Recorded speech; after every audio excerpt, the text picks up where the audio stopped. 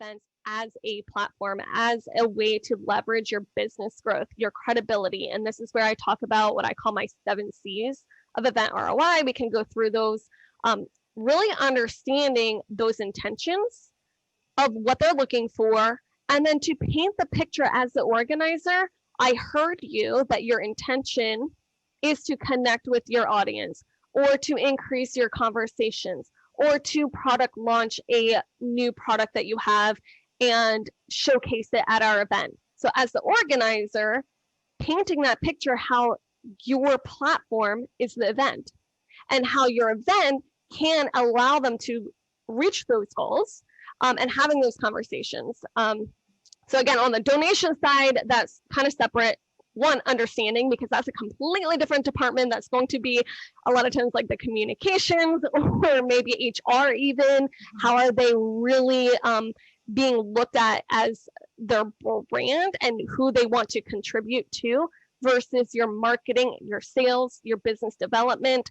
Those sort of roles and departments are more likely to have more of an initial say as to how their allocations can be spent. And how much do they spend, let's say, on paid ads versus event marketing? Yeah. And then how you can build that and paint that picture. And I could list out the 7C's, we can elaborate more on it, would be cash flow and closed deals is very common. A lot of times they want that. But as an organizer, do you want that of your sponsors, right? Mm-hmm. And if there's a misalignment, or to manage those expectations, maybe you cannot sell from stage or even at your booth or during the showcase, because you don't want your attendees on this side of the triangle to experience a pitch fest, we call it, right? Yeah. But a lot of times it's cash flow and closed deals, community connection, campaigns and creating buzz and awareness, building credibility and their brand, the customer journey and experience, new collaborations with partners and other contributors. A lot of times other contributors can either build their credibility or do a roundtable together, or maybe one sponsor is actually utilizing the software of another sponsor and they can showcase a case study together.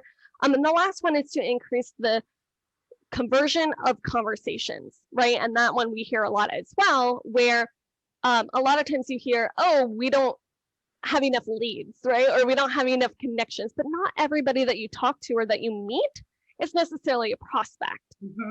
And so having a booth is not necessarily to have a slam dunk elevator pitch, but it's actually to gain permission to continue the conversation, and understanding where those conversations can be had, and helping those sponsors to say, hey, what is it that you want to attract and convert, and how do you want to connect with the audience, but that they're not just selling or pitching to someone that's stopping by their table or stopping by their workshop, when that intention of your attendee is not even the right person. And that's a big gap in the industry too. So aligning what you want as an organizer for the experience of your attendees that aligns with your potential sponsors, but then painting that picture how you can make that happen. Yes. And if not, say no. Yeah. Well, and I can even think, I mean, just a more practical point on this is, as an event organizer, if you can take those 7C's and align your sponsorship marketing to them. Maybe you don't do all 7, maybe you do 4, and you're saying, exactly, instead of aligning it price-wise, which is the way a lot of sponsorship prospectuses are developed, try it this way. Try aligning it to what their goals are. Yep. And you could even set it up on your attendees side.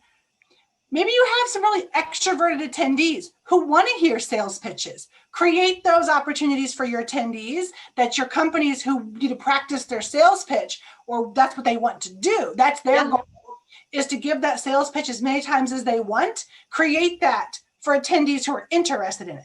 Right. With intention. And what you're doing is you're aligning. Okay, attendees are like, hey, I want to sit through a Shark Tank type pitch for 50 minutes. Pitch at me, but you're not going to get 500 people, but you might get 50. But you got, and the people and the sponsors or supporters who were on the stage, that's what they want to do. They want to pitch. And so if they can come back and say, we got to pitch to 10% of the attendees, that might be a really good ROI for them because that's what they wanted to do.